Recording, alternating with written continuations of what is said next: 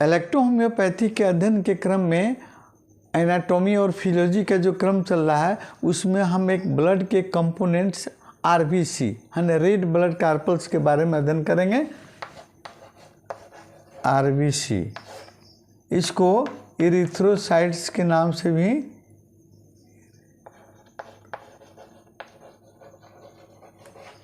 जाना जाता है। इसका आपको रेड ब्लड कार्पल्स हमको रेड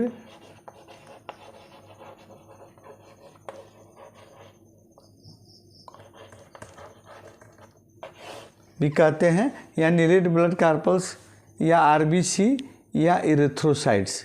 इसकी ये ब्लड का एक प्रमुख घटक है और इसकी उत्पत्ति जो है एम्ब्रियो में आपको लीवर और स्प्लीन में होता है, और जब एक यंग ब्लड में इसका उत्पत्ति आपको बोन मैरो में इसकी उत्पत्ति होती है। और इसका जीवन काल अगर देखें तो 1 से 20 से लेकर 1 से 27 दिन का होता है।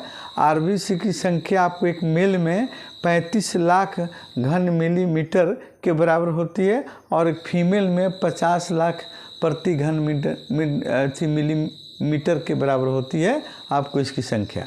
और एक स्वस्थ पुरुष में आरबीसी की कुल संख्या जो है आपको 30 मिलियन के बराबर होती है।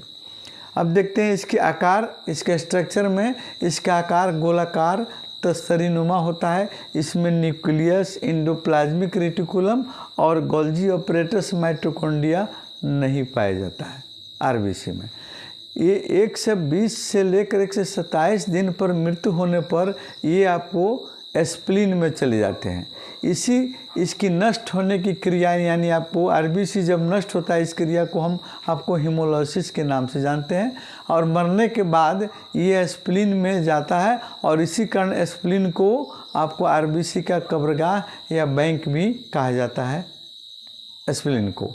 और आरबीसी में आपको हीमोग्लोबिन नामक एक पिगमेंट पाया जाता है जिसके कारण यह लाल रंग का दिखाई पड़ता है। और हीमोग्लोबिन में आयरन की मात्रा होती है और ये आयरन की कमी जब हो जाती है, हीमोग्लोबिन से आयरन की कमी हो जाती है तो फिर हीमोग्लोबिन की कमी हो जाती है और इसके चलते हमारे शरीर में एनीमिया रोग की उत्पत्ति होती है ना। आयरन, अब इसमें एनीमिया रोग होने का कारण क्या देखें हम, हीमोग्लोबिन में आयरन होता है और आयरन जब कम होगा तो फिर हीमोग्लोबिन भी कम होगा और फिर हीमोग्लोबिन कम होता आपके शरीर में आरबीसी की संख्या घटेगी और आपको उस रोग को हम एनीमिया रोग से नाम से जानते हैं, है ना। अब एनीमिया के बारे में हम विशेष आपको अगले चैप्टर, आपको अगले वीडियो में हम बताएंगे, है ना। और उस पर कौन कौन से इलेक्ट्रोहोम्योपैथिक औषधियों से उसको एनीमिया को हम ठीक करेंगे अगले वीडियो में हम लोग देखेंगे। देखिए, अनीमिया रोग होने पर क्या, हरे पत्तेदार सब्जियां, पालक के साग, आयरन युक्त माने सब्जी या आपको सब्सटेंस के लीजिए, है ना। इससे आपको एनीमिया दूर होती है। और इलेक्ट्रोहोम्योपैथिक औषधि में आप उसका सिलेक्शन करेंगे, अगले वीडियो में हम बताएंगे।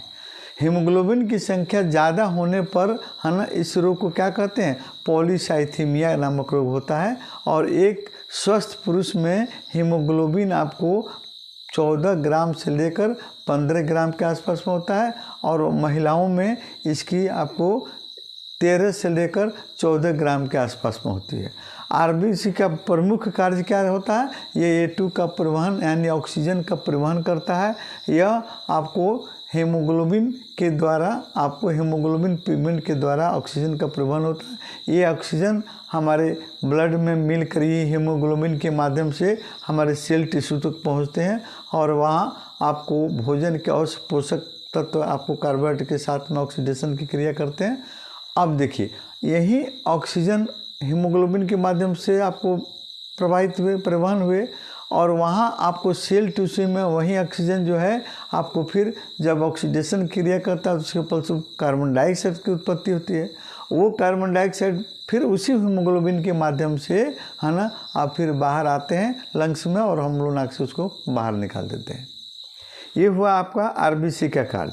फिर आपको इलेक्ट्रोहोम्योपैथिक औषधियाँ आपको आरबीसी पर काम करती है, S1, A1 और RE, है ना, रेड इलेक्ट्रिसिटी, है ना, यानी S1 स्क्रोफुलोसो नंबर 1 और एंजाइटिको नंबर 1 और आपको RE रेड इलेक्ट्रिसिटी इस पर अच्छा कार्य करती है।